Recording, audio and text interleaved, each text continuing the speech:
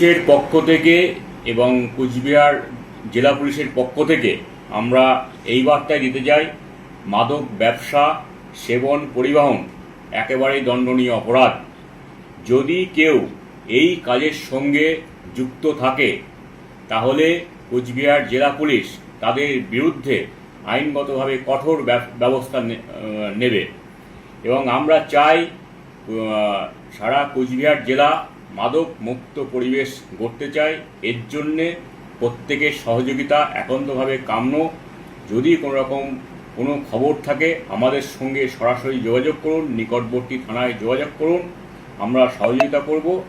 এবং আমরা এটুকু বলতে চাই, মাদক ব্যবসায়ী, মাদক কারবার এবং মাদক যারা পরিবহন করে তাদের বিরুদ্ধে কোচবিহার জেলা পুলিশ কড়া অ্যাকশন নিচ্ছে এবং নিতে থাকবে এবং জিরো টলারেন্স সবসময় আছে। আজকে যে মাদক ধরা পড়লো, তবে সে তার কি কোয়ালিটি আছে সেটা আমরা দেখে আমরা এটা জানতে পারবো।